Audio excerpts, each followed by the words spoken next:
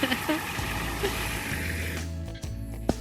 you're looking at here is a 1973 Ford F250 trailer special with an 85 Ford F350 frame swap.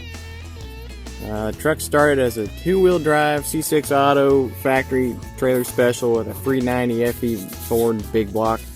Between the mileage and wanting to do what I was inspired to do with this project, I decided to sell the C6 Auto Trans and the FE, and with that money I could buy the 85 frame from a buddy of mine.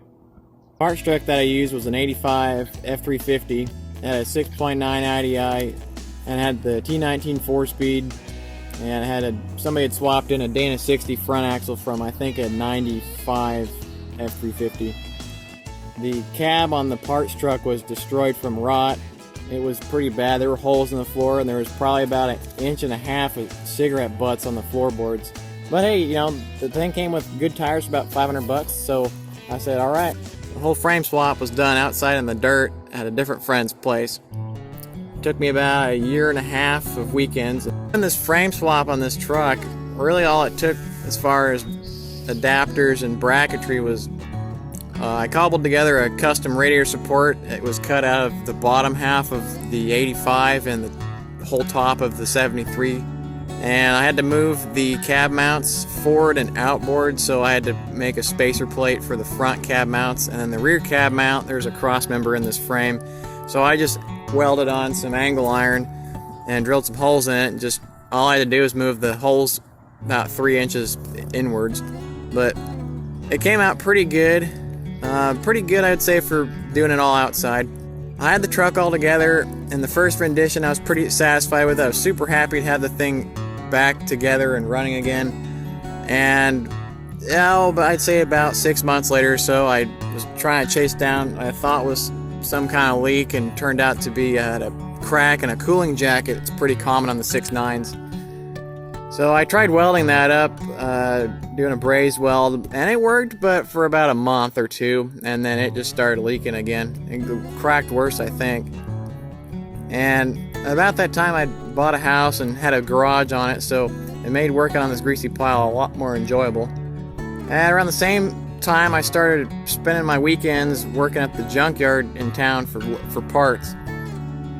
And by doing that, I was able to source a 7.3 IDI to replace my broken 6.9. Sold the parts off my 6.9. I was able to buy a ZF 5-speed transmission for my 7.3. Got rid of the 4-speed. There was a truck in the Junkyard I did a job on, doing a compression test. It had a Banks turbo on it, and that motor turned out to have scored main cap. So I got the Banks turbo off of that.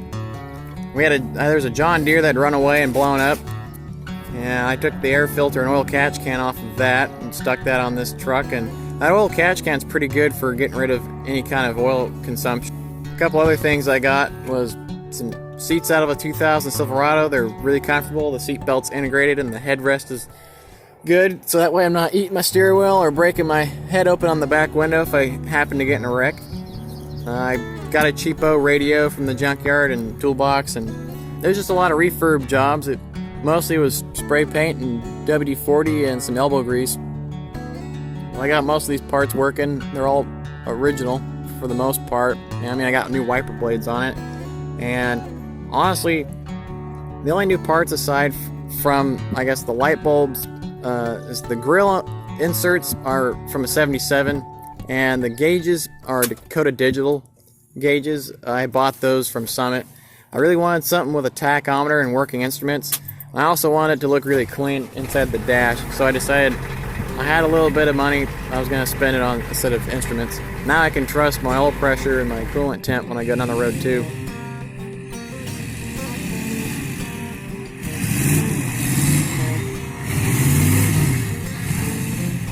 As far as wiring goes on this truck, I did the auxiliary wiring, but considering that everything is mechanical on this thing, it was pretty easy.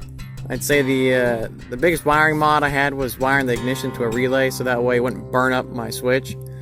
And the glow plugs, I guess, they're push button, because I really think the factory controllers are way too finicky.